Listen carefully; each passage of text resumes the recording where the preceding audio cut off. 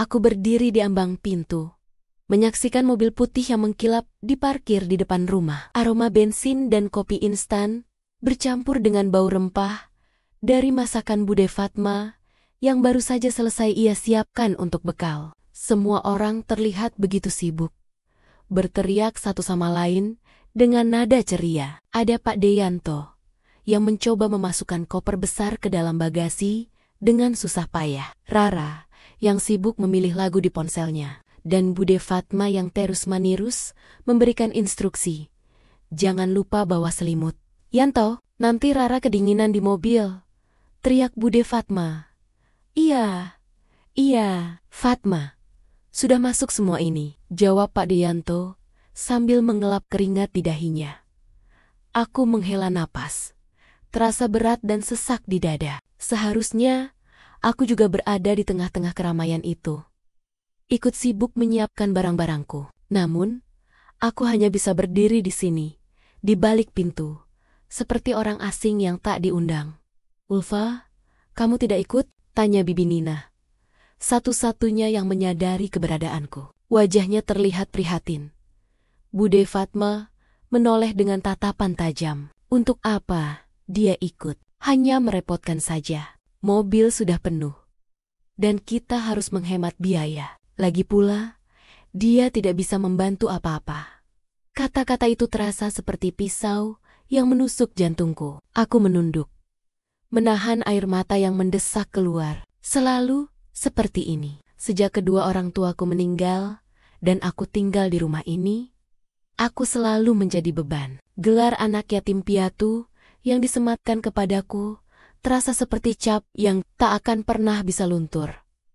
Kami sudah siapkan makanan di meja, jadi kamu tidak akan kelaparan, kata Bude Fatma lagi, seolah-olah perbuatannya meninggalkan aku adalah hal yang wajar. Jaga rumah baik-baik, jangan sampai ada yang rusak, dan jangan koba-koba membuka kamar kami. Aku mengangguk, tanpa berani mengangkat kepala. Mobil mereka akhirnya pergi. Aku mendengar suara mesin yang memelan, dan kemudian menghilang di tikungan jalan. Sunyi. Rumah ini yang tadinya penuh tawa dan celoteh, kini terasa begitu hampa. Aku berjalan perlahan ke ruang tengah. Meja makan dipenuhi piring-piring bekas sarapan, dan sisa-sisa makanan yang dibilang Bude Fatma untukku hanyalah beberapa potong tempe, goreng, dan nasi dingin. Aku mengambil piring dan duduk di kursi yang terasa kosong. Aku memandang sekeliling, ke dinding-dinding yang dipenuhi foto-foto keluarga besar. Ada foto Rara saat wisuda, foto Bude Fatma, dan Pak Deyanto saat ulang tahun pernikahan mereka, dan foto-foto liburan keluarga yang tak pernah melibatkan aku. Aku tidak ada di sana. Aku bukan bagian dari mereka. Air mataku tumpah. Aku menangis dalam diam, membiarkan rasa sakit ini menguasai diriku. Aku lelah. Aku lelah dengan semua ini. Perasaan ditinggalkan dan tidak dihargai. Ini sungguh memuakan. Aku merasa seperti benda, bukan manusia. Aku ingin lari, ingin pergi jauh dari sini. Aku berdiri, air mata masih mengalir, dan berjalan ke kamar Bude Fatma. Sebuah ide gila muncul di kepalaku. Ide yang berbahaya, namun sangat menggoda. Dengan tangan gemetar, aku membuka laci meja yang tidak terkunci.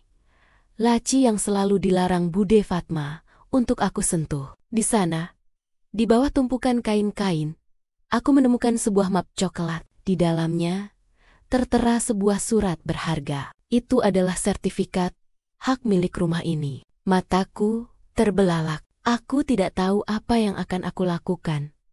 Tapi satu hal yang aku tahu, keputusanku untuk tinggal di sini sudah berakhir. Aku akan mencari jalan lain. Jalan yang akan membawaku pada kebebasan. Sekalipun itu harus mengorbankan segalanya, aku tidak bisa tidur malam itu. Sertifikat rumah yang aku temukan tergeletak di atas kasur, seolah menjadi saksi bisu atas gejolak dalam hatiku. Di satu sisi, aku merasa bersalah karena telah melanggar privasi Bude Fatma. Tapi di sisi lain, amarahku tak terbendung. Perasaan dikhianati dan dianggap tidak berharga selama bertahan-tahan memicu api dendam yang membakar aku bangkit, berjalan ke cermin, dan menatap bayangan diriku. Ulfa, yang kulihat di sana, tampak begitu rapuh. Rambut berantakan, mata sembab, dan wajah pucat. Aku lelah menjadi Ulfa yang ini. Ulfa yang selalu mengalah, Ulfa yang selalu diam saat dihina, Ulfa yang diperlakukan seperti beban. Aku ingin menjadi Ulfa yang berbeda. Ulfa yang kuat, Ulfa yang berani, dan Ulfa yang bebas. Aku menyalakan laptop yang sudah lama tidak aku gunakan. Jari-jariku mengetik kata kunci di mesin pencarian. Cara menjual rumah tanpa pemilik. Hasil pencarian membawaku ke berbagai artikel dan forum online. Aku membaca satu persatu, mempelajari setiap detail. Ada yang mengatakan itu mustahil. Ada yang mengatakan bisa saja, tapi butuh banyak uang dan pengacara yang cerdik. Aku tidak punya uang, tapi aku punya tekad yang kuat. Aku menemukan sebuah forum khusus untuk masalah hukum dan properti. Di sana, aku melihat sebuah postingan dari seorang pengacara bernama Rizky. Dia menawarkan jasa konsultasi gratis. Aku ragu-ragu, tapi ini adalah satu-satunya kesempatan. Aku mengirimkan pesan kepadanya, menceritakan semua masalahku, tanpa menyebutkan nama asli atau alamat. Aku mengatakan bahwa aku adalah anak angkat yang telah lama tinggal bersama keluarga. Dan kini mereka pergi berlibur. Aku menemukan sertifikat rumah, dan mereka berencana untuk menjual rumah ini tanpa memberiku sepeser pun. Tidak lama kemudian, dia membalas. Dia mengatakan bahwa aku tidak bisa menjual rumah itu tanpa persetujuan dari pemilik sah, kecuali jika ada bukti bahwa sertifikat itu juga atas nama orang lain. Dia juga mengatakan bahwa jika sertifikat itu adalah sertifikat warisan, maka aku memiliki hak atas rumah ini. Tentu saja, aku terkejut. Aku kembali ke sertifikat rumah. Aku membacanya perlahan. Nama Bude Fatma, Pak Deyanto, dan ada nama lain. Namaku, nama Ulfa tertulis di sana. Tidak hanya itu, ada juga nama orang tuaku. Ternyata, rumah ini adalah warisan dari mendiang kedua orang tuaku. Mereka tidak pernah memberitahu aku tentang hal ini. Mereka hanya mengatakan bahwa rumah ini milik Bude Fatma. Air mataku kembali tumpah. Tapi kali ini, bukan karena kesedihan. Ini adalah air mata amarah. Mereka membohongi aku. Mereka menipu aku. Selama ini, aku tinggal di rumah yang ternyata adalah milikku sendiri. Mereka memperlakukan aku seperti orang asing di rumahku sendiri. Mereka bahkan berencana untuk menjualnya tanpa memberitahu aku. Dendamku kini semakin kuat. Aku tidak hanya ingin membalas perlakuan mereka. Aku ingin mereka tahu bagaimana rasanya ditipu dan dikhianati. Aku membalas pesan pengacara itu, mengatakan bahwa aku akan bertemu dengannya. Aku ingin menjual rumah ini. Semua keuntungan akan aku gunakan untuk pengobatanku. Ya, pengobatan. Agar mereka tidak curiga, dan agar mereka mengira aku sakit.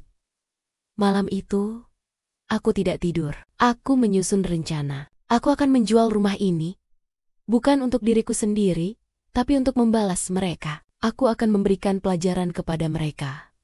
Pelajaran yang akan mereka ingat seumur hidup mereka. Pagi hari, setelah malam yang penuh dengan perencanaan, aku merasa seperti Ulfa yang baru. Rambutku kuikat rapi, mataku tidak lagi sembab. Hari ini, aku akan mengambil langkah pertama menuju kebebasan. Aku menghubungi pengacara yang aku temui di forum Pak Rizky dan mengatur pertemuan di sebuah kafe. Saat bertemu dengannya, aku menjelaskan semua yang aku tahu. Aku ceritakan perlakuan keluarga tiriku, penemuan sertifikat rumah yang ternyata juga atas namaku, dan rencana mereka untuk menjual rumah itu tanpa memberitahuku. Pak Rizky mendengarkan dengan saksama, sesekali mengangguk. Jadi, Anda ingin menjual rumah ini, Nona Ulfa? Tanyanya setelah aku selesai berbicara. Ya, jawabku mantap. Aku tidak butuh uangnya. Aku hanya ingin membalas dendam kepada mereka. Mereka sudah terlalu banyak menyakiti aku. Pak Rizky tersenyum. Ini bukan balas dendam, Nona Ulfa. Ini adalah hak Anda. Mereka telah memanipulasi dan membohongi Anda. Anda berhak atas warisan Anda. Tapi, apakah ini tidak akan menimbulkan masalah? Tanyaku. Tidak akan. Jawabnya. Jika nama Anda memang tertera di sertifikat, maka Anda memiliki hak yang sama atas rumah ini. Kita bisa menjualnya. Tapi, kita harus mencari alasan lain selain balas dendam. Karena jika mereka tahu, ini akan menjadi masalah besar. Lalu, apa alasannya? Tanyaku. Kita bisa mengatakan bahwa Anda membutuhkan uang untuk pengobatan. Jawabnya. Anda bisa mengatakan kepada mereka bahwa Anda mengidap penyakit langka yang membutuhkan biaya mahal. Mereka akan percaya. Lagi pula, Anda tidak pernah mengeluh sakit, bukan? Aku terdiam sejenak. Ide ini terasa sangat cocok. Ini adalah cara yang sempurna untuk membalas mereka tanpa menimbulkan masalah hukum. Mereka akan mengira aku sakit dan membiarkan aku menjual rumah itu. Aku akan mengambil uangnya, dan mereka tidak akan bisa menuntutku. Baiklah, jawabku mantap. Aku setuju. Kami pun mulai menyusun rencana. Aku akan mencari pembeli, dan Pak Rizky akan mengurus semua dokumen yang diperlukan. Aku harus bertindak cepat. Aku tidak tahu kapan keluarga tiriku akan kembali. Aku tidak punya banyak waktu. Aku kembali ke rumah. Aku mulai membersihkan rumah, memotret setiap sudutnya, dan mengunggahnya ke media sosial. Aku juga mencari agen properti yang terpercaya. Aku berpura-pura menjadi agen properti dan mengatakan bahwa pemilik rumah sedang sakit dan membutuhkan uang untuk biaya pengobatan. Tidak lama kemudian, aku mendapatkan respons dari seorang pembeli yang tertarik. Dia adalah seorang pengusaha kaya raya yang ingin membeli rumah di Jakarta. Aku bertemu dengannya dan menunjukkan rumah itu. Dia sangat menyukai rumah itu. Saya akan membeli rumah ini, katanya. Berapa harganya? Harga yang kami tawarkan adalah 5 miliar rupiah. Jawabku. Ini harga pasaran, dan kami membutuhkan uangnya secepatnya. Pengusaha itu mengangguk. Baiklah, saya setuju. Saya akan siapkan uangnya. Anda bisa datang ke kantor saya besok pagi untuk mengurus dokumen. Aku mengangguk. Aku tidak menyangka semuanya akan berjalan semulus ini. Aku merasa sangat senang. Balas dendamku akan segera terwujud. Sesuai janji, pagi itu aku mendatangi kantor Pak Riki, pengusaha yang akan membeli rumah. Hatiku berdebar-debar, bukan karena takut, melainkan karena rasa tegang dan antisipasi. Ini adalah langkah terbesar dalam hidupku, langkah yang akan membalikkan semua keadaan. Pak Riki menyambutku dengan ramah di kantornya yang mewah. Meja kerjanya dipenuhi tumpukan dokumen, tapi dia tetap fokus menanggapi permintaanku. Aku menunjukkan semua dokumen yang telah disiapkan Pak Rizky, pengacara yang membantuku. Aku menceritakan alasan di balik penjualan ini, menutupi motif asliku dengan kebohongan yang sudah kususun matang. Maafkan saya, Pak. Saya harus menjual rumah ini karena saya membutuhkan uangnya secepatnya untuk pengobatan saya. Saya tidak ingin merepotkan keluarga saya, kataku. Pak Riki menatapku dengan tatapan iba. Saya turut prihatin, Nona Ulfa. Saya harap Anda segera pulih. Jangan khawatir. Saya akan segera memprosesnya. Hari ini juga, saya akan mentransfer uangnya. Aku mengangguk, menahan senyum puas di bibirku. Semua berjalan sesuai rencana. Aku tidak menyangka bahwa balas dendamku akan semulus ini. Aku merasa sangat senang. Setelah ini, aku akan pergi jauh, memulai hidup baru yang bebas dari beang-beang keluarga yang tidak pernah menganggapku ada.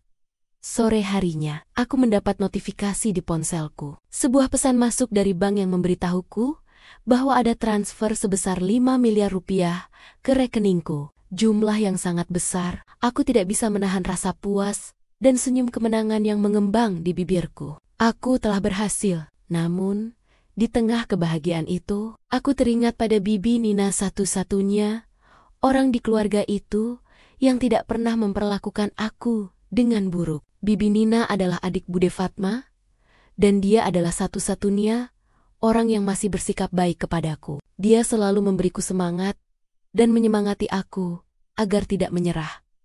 Aku teringat saat dia bercerita tentang penyakit langka yang dideritanya. Dia tidak pernah mengatakan nama penyakit itu, hanya mengatakan bahwa penyakit itu membutuhkan biaya pengobatan yang sangat mahal. Dan Bibi Nina tidak pernah punya uang sebanyak itu.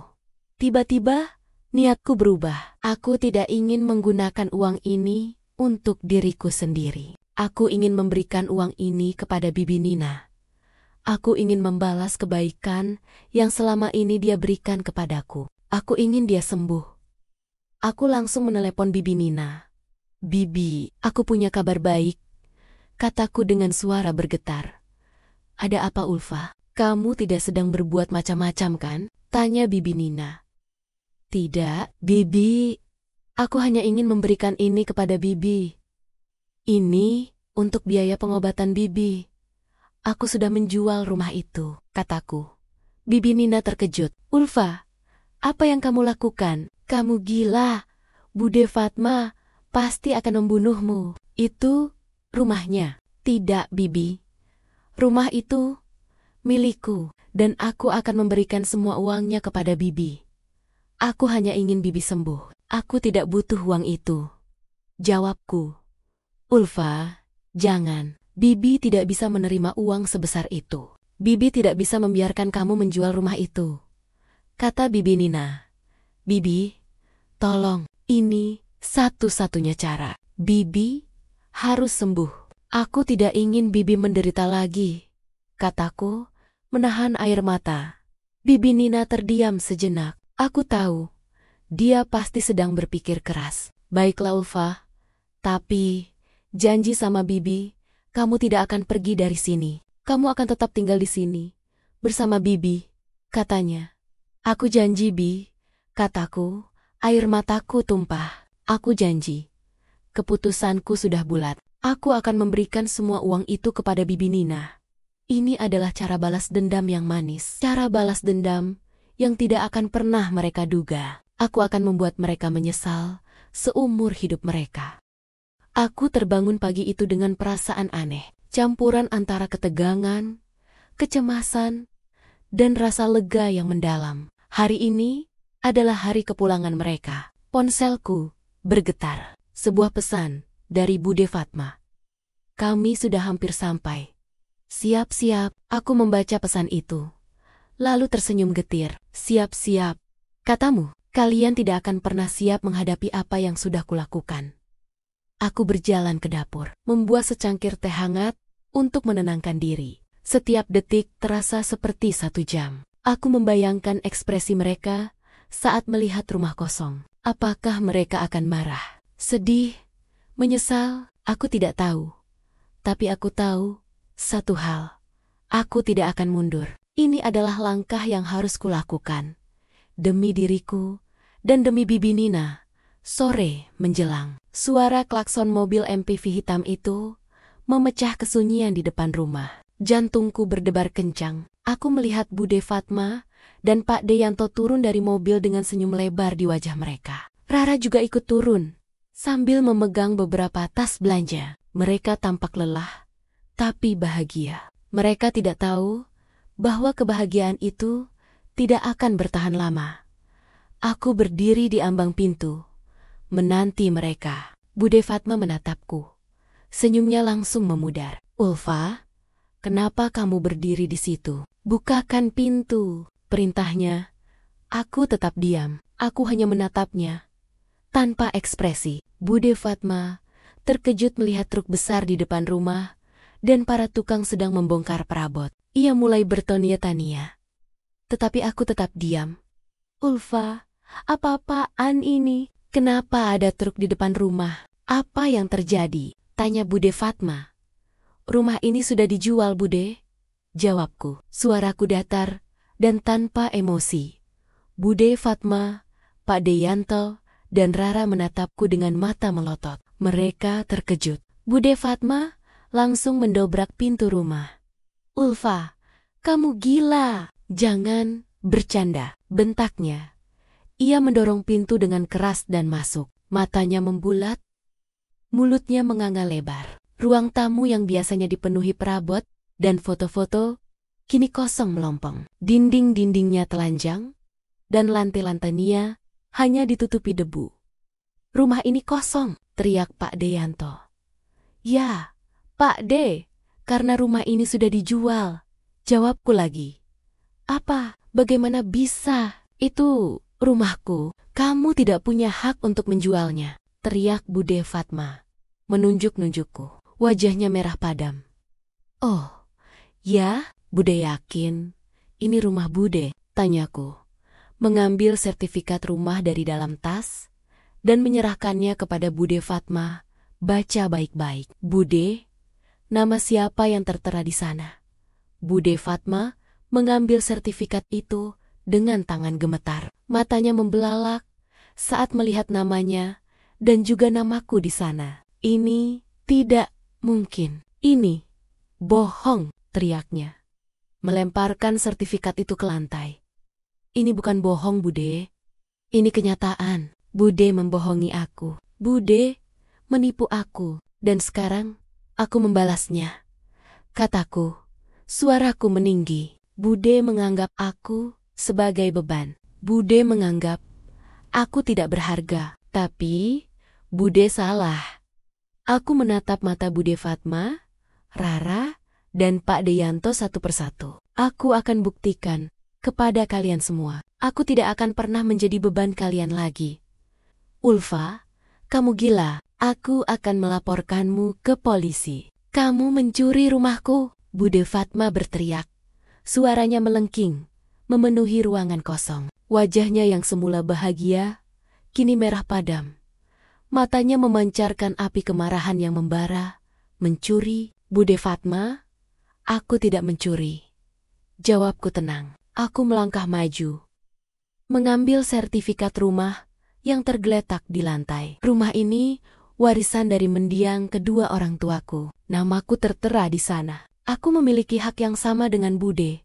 "Tidak, itu tidak mungkin. Kami sudah mengurus semua dokumennya. Kamu tidak punya hak apapun," bantah Bude Fatma. "Lalu kenapa namaku masih ada di sertifikat ini? Kenapa nama kedua orang tuaku juga ada?" "Bude Fatma, Bude membohongiku. Bude menipuku. Kalian semua menipu aku," teriakku, meledak. Semua rasa sakit, marah, dan kecewa yang selama ini kupendam, kini tumpah ruah.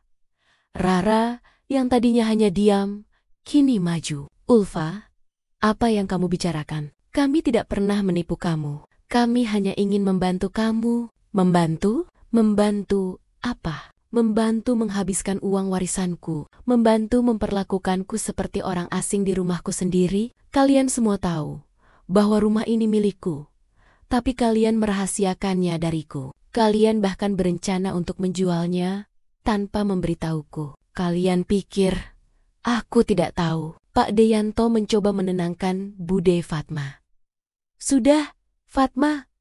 Biar Ulfa jelaskan." "Tidak, tidak ada yang perlu dijelaskan. Ulfa sudah mencuri rumah kita," teriak Bude Fatma.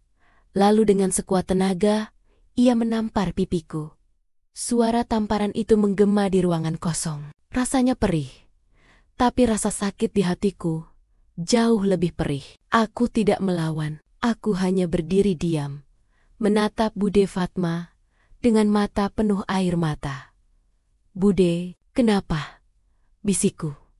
"Karena kamu pantas mendapatkannya. Kamu anak tidak tahu diri. Kami sudah memberimu tumpangan, memberimu makanan, dan ini balasannya," teriak Bude Fatma lagi.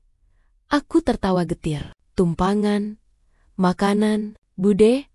Aku tinggal di rumahku sendiri. Makanan yang Bude berikan adalah makananku sendiri. Kalian tidak pernah memberiku apa-apa." Bude Fatma tidak bisa berkata-kata. Ia hanya menatapku dengan mata melotot. Ia tidak pernah menyangka bahwa aku akan berani melawan. Ia selalu mengira aku akan selamanya menjadi anak yang pendiam dan penurut. Ulfa, ini tidak benar. Kami tidak pernah bermaksud jahat, kata Pak Deyanto. Tidak bermaksud jahat? Lalu kenapa kalian meninggalkanku sendirian di rumah ini? Kenapa kalian tidak pernah menganggapku sebagai bagian dari keluarga? Kenapa Bibi Nina menderita penyakit yang tidak kalian ceritakan kepada siapapun? Teriakku. Wajah Bude Fatma dan Pak Deyanto pucat. Rara terkejut. Mereka tidak menyangka bahwa aku tahu tentang penyakit Bibi Nina. Ulfa, dari mana kamu tahu? Tanya Rara. Aku tahu dari Bibi Nina sendiri, dan aku tahu bahwa kalian tidak akan pernah membantu Bibi Nina. Kalian hanya ingin menyingkirkan dia, jawabku. Bude Fatma menatapku dengan mata penuh kebencian. Kamu sudah gila, Ulfa. Ya, aku gila. Karena kalian yang membuatku gila, jawabku. Kalian yang membuatku melakukan semua ini. Babak konfrontasi telah dimulai. Keluarga Tiri kini dihadapkan pada kenyataan yang tak terhindarkan. Bahwa selama ini, mereka telah memperlakukan orang yang salah. Dengan cara yang salah. Suasana di dalam rumah kosong itu terasa sangat mencekam. Bude Fatma masih menatapku dengan mata yang melotot penuh amarah. Sementara Pak Deyanto dan Rara hanya bisa terdiam, kaget dengan semua kebenaran yang baru saja aku ungkapkan. Bude, ini sudah keterlaluan. Aku tidak akan membiarkan Bude memperlakukan Ulfa seperti ini, kata Pak Deyanto. Mencoba menenangkan istrinya. Diam, Yanto, kamu tidak tahu apa-apa. Anak ini sudah mencuri rumah kita, teriak Bude Fatma. Tidak, Bude. Bukan aku yang mencuri. Bude yang mencuri kebahagiaanku. Bude yang mencuri hak-hakku, teriakku. Air mataku kembali tumpah. Bude selalu mengatakan bahwa aku adalah beban. Bude selalu mengatakan bahwa aku tidak berguna. Bude selalu mengatakan bahwa aku tidak punya hak apa-apa. Padahal aku punya hak yang sama. Aku punya hak atas rumah ini. Aku punya hak untuk bahagia. Bude Fatma terdiam. Ia tidak bisa berkata-kata. Ia hanya menatapku dengan mata penuh kebencian. Kamu sudah gila, Ulfa. Kamu sudah gila. Ya, aku gila. Aku gila. Karena kalian yang membuatku gila. Jawabku. Kalian yang membuatku melakukan semua ini? Aku melangkah maju, mendekati Bude Fatma. Bude, aku ingin bertanya satu hal. Kenapa kalian melakukan ini kepadaku? Kenapa kalian menipu aku? Kenapa kalian merahasiakan sertifikat ini dariku? Kenapa kalian berencana untuk menjual rumah ini tanpa memberitahuku? Bude Fatma menunduk. Tidak berani menatapku. Aku tidak tahu. Tidak tahu? Bude Fatma. Bude berbohong. Bude tahu bahwa rumah ini milikku. Bude hanya ingin menguasainya. Bude hanya ingin uangnya. Tidak, aku tidak pernah bermaksud jahat, teriak Bude Fatma. Aku hanya ingin menjaga rumah ini. Aku hanya ingin memastikan rumah ini tidak jatuh ke tangan orang yang salah. Orang yang salah? Siapa? Aku, tanyaku.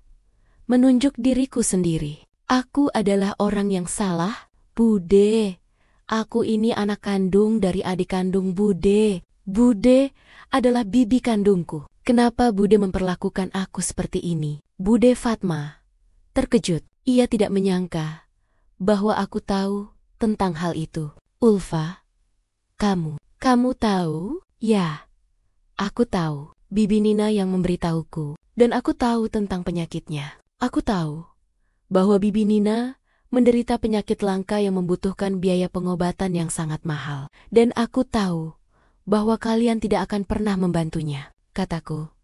Bude Fatma menatapku dengan mata penuh air mata. Ulfa, maafkan kami. Aku menggelengkan kepalaku. Tidak. Permintaan maaf tidak akan pernah cukup. Kalian sudah menyakitiku terlalu dalam. Kalian sudah menghancurkan hidupku. Kalian sudah menghancurkan kebahagiaanku. Aku berjalan keluar dari rumah. Aku tidak ingin berada di sana lagi. Aku tidak ingin melihat wajah mereka lagi. Aku sudah muak dengan kebohongan mereka. Aku sudah muak dengan pengkhianatan mereka. Aku berjalan menyusuri jalan. Air mataku tumpah. Aku tidak tahu kemana aku akan pergi. Tapi, satu hal yang aku tahu. Aku tidak akan pernah kembali ke sana. Aku tidak akan pernah kembali ke rumah itu. Aku berjalan tanpa tujuan. Meninggalkan rumah yang selama ini menjadi penjara bagiku. Langit senja berwarna jingga keunguan. Seolah ikut merasakan campur aduk emosiku. Ponselku bergetar. Sebuah pesan dari Bibi Nina. Ulfa, kamu di mana? Bude Fatma meneleponku. Dia bilang, kamu menjual rumah. Apa itu benar? Apa itu benar? Aku menghela napas. Lalu membalas pesannya. Aku ada di taman dekat rumah. Bi. Iya, aku menjualnya, dan aku ingin memberikan uangnya untuk Bibi.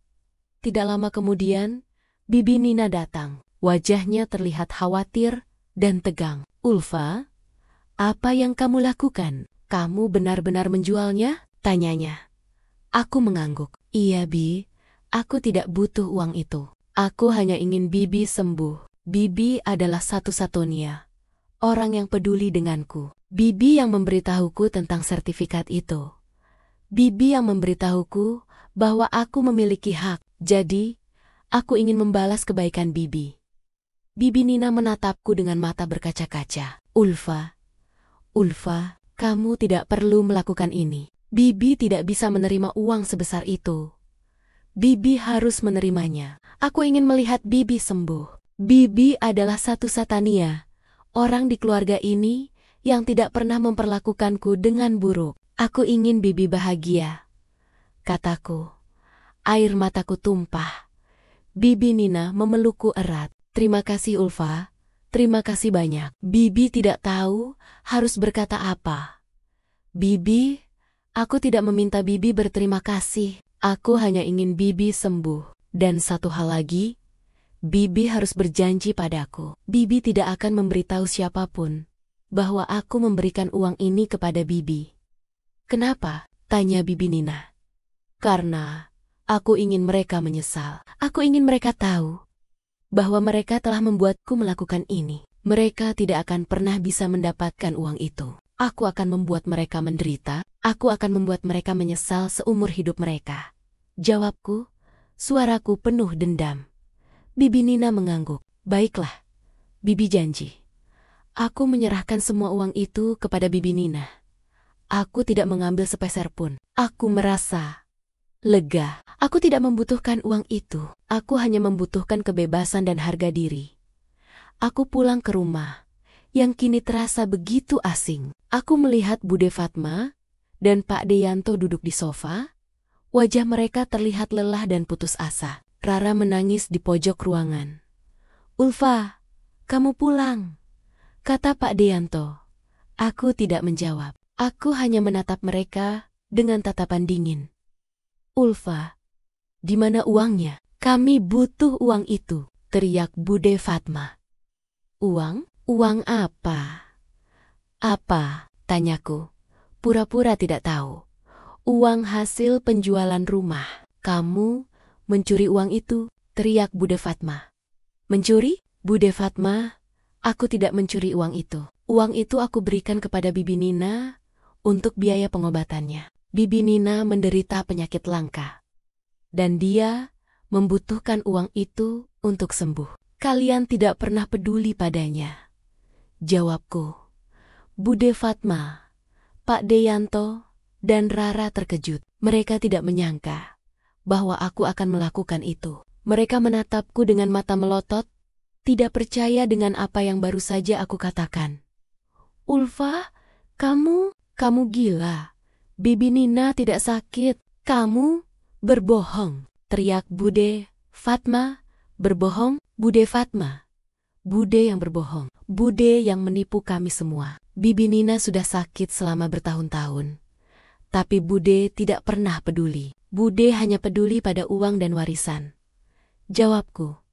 Suaraku meninggi. Dan sekarang, Bude tidak akan pernah bisa mendapatkan uang itu. Uang itu sudah aku berikan kepada orang yang benar-benar membutuhkannya. Selamat Bude, selamat atas kemenangan Bude. Tapi Bude harus tahu, kemenangan ini tidak akan pernah terasa manis.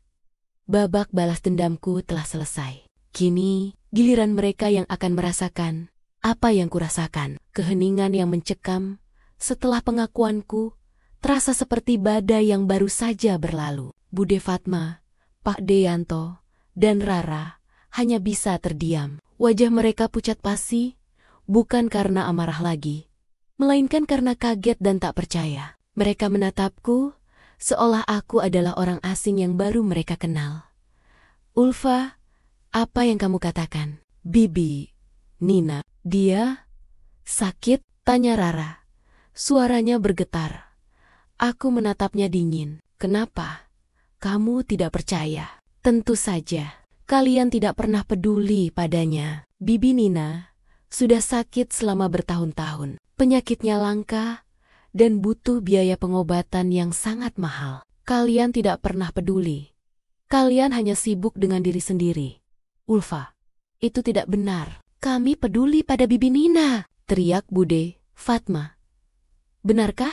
Lalu kenapa kalian tidak pernah membantunya? Kenapa kalian tidak pernah memberitahuku? Bude, aku ini anak Bibi Nina, dan Bibi Nina adalah ibu kandungku, kataku. Air mataku kembali tumpah. Kejutan yang aku berikan membuat mereka semua membeku di tempat. Wajah Bude Fatma, Pak Deyanto, dan Rara berubah. Mereka menatapku dengan mata melotot. Tidak percaya dengan apa yang baru saja aku katakan. Ulfa, apa yang kamu katakan? Kamu bukan anak Bibi Nina. Kamu anak adik kandungku, kata Bude Fatma. Tidak, aku anak Bibi Nina. Ayahku adalah ayah Bibi Nina. Bude adalah saudara kandung Bibi Nina. Bude tahu hal ini, tapi kalian tidak pernah memberitahuku. Kalian menyembunyikan kebenaran ini dariku, kataku. Bude Fatma menunduk. Tidak bisa berkata-kata. Ia tidak menyangka bahwa aku tahu tentang hal ini. Ia hanya bisa menatapku dengan mata penuh air mata. Ulfa, maafkan kami. Kami tidak pernah bermaksud jahat. Kami hanya ingin melindungimu. Aku tertawa getir. Melindungiku? Bude melindungiku dengan cara memperlakukanku seperti orang asing? Dengan cara menipuku? Dengan cara menyembunyikan kebenaran ini dariku? Bude, itu bukan perlindungan, itu kebohongan. Ulfa, kami tahu. Kami salah. Kami tahu. Kami sudah menyakitimu. Tapi, kami mohon, jangan lakukan ini. Jangan jual rumah ini, kata Pak Deyanto. Maaf Pak De, sudah terlambat. Rumah ini sudah terjual, dan uangnya sudah aku berikan kepada orang yang benar-benar membutuhkannya. Jawabku. Aku berjalan ke pintu, meninggalkan mereka yang masih terdiam di ruangan kosong itu. Aku tidak ingin berada di sana lagi. Aku tidak ingin melihat wajah mereka lagi. Aku sudah muak dengan kebohongan mereka.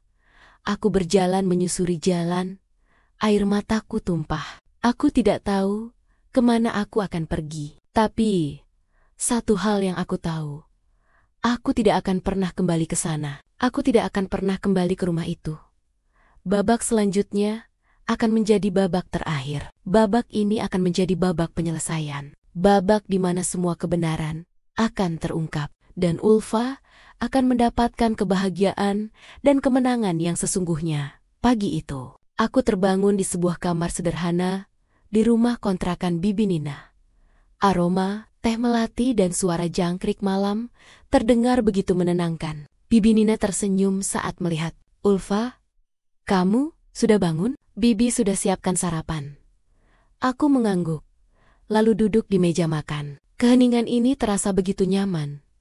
Jauh berbeda dengan keheningan di rumah Bude Fatma yang terasa dingin dan menyakitkan. Aku sudah tidak peduli lagi dengan apa yang akan terjadi pada mereka. Aku sudah memberikan pelajaran yang setimpal. Beberapa hari kemudian, Bibi Nina mendapatkan panggilan dari rumah sakit. Ia harus segera menjalani operasi. Aku menemaninya, memberikan dukungan moral, dan menunggunya di luar ruang operasi. Beberapa jam kemudian, Dokter keluar dan tersenyum. Operasi berhasil. Bibi Nina sudah melewati masa kritisnya. Sekarang, ia akan menjalani pemulihan.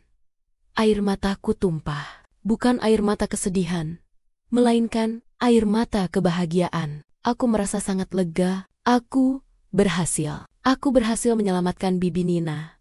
Saat Bibi Nina sudah pulih, kami kembali ke rumah. Di depan pintu, ada Bude Fatma, Pak Deyanto, dan Rara. Wajah mereka terlihat lelah dan putus asa. Mereka tidak membawa koper. Tidak ada koper. Ulfa, kami ingin berbicara, kata Bude Fatma. Suaranya bergetar. Aku menatapnya dengan tatapan dingin. Tidak ada yang perlu dibicarakan. Aku sudah memberikan semua uangnya kepada Bibi Nina. Kalian tidak akan pernah bisa mendapatkannya. Kami tahu, kata Bude Fatma. Kami tidak datang untuk meminta uang. Kami datang untuk meminta maaf. Kami tahu, kami sudah salah. Kami sudah menyakitimu. Kami sudah menyembunyikan kebenaran ini darimu. Kami menyesal. Aku tidak percaya dengan apa yang baru saja aku dengar. Bude Fatma meminta maaf. Pak Deyanto meminta maaf. Rara meminta maaf. Mereka mengakui kesalahan mereka. Ulfa, kami akan mencari tempat tinggal baru. Kami tidak akan lagi mengganggu hidupmu, kata Pak Deyanto. Aku tidak menjawab. Aku hanya menatap mereka dengan mata penuh air mata. Aku tidak tahu harus berkata apa. Aku tidak pernah membayangkan bahwa hari ini akan datang. Hari di mana mereka akan meminta maaf.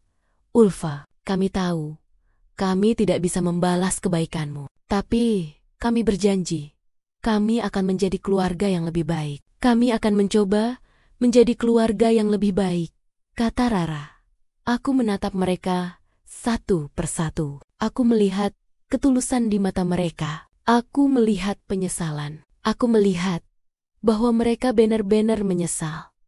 Maafkan aku, bisikku. Aku tidak tahu harus berkata apa. Tidak apa-apa, Ulfa. Kami mengerti, kata Bude Fatma. Kami akan pergi. Kami tidak akan mengganggu hidupmu lagi. Mereka berbalik dan pergi. Aku menatap punggung mereka. Aku merasa lega. Aku merasa bebas. Tahun demi tahun berlalu. Aku menjalani hidupku dengan damai. Jauh dari bayang-bayang masa lalu. Bibi Nina sembuh total. Dan kini, ia menjadi sahabat terbaikku. Kami hidup bahagia bersama. Sesekali, aku mendapatkan kabar dari Bude Fatma. Mereka kini hidup sederhana. Mereka tidak lagi serakah. Mereka kini menjadi orang yang lebih baik. Aku tidak pernah lagi bertemu dengan mereka. Tapi, aku tahu satu hal. Aku tidak lagi merasa marah. Aku tidak lagi merasa dendam. Aku kini merasa bahagia. Aku merasa bebas. Kemenangan yang sesungguhnya bukanlah tentang uang atau kekayaan. Kemenangan yang sesungguhnya adalah tentang menemukan kebahagiaan dan kebebasan yang sesungguhnya. Dan aku sudah mendapatkannya.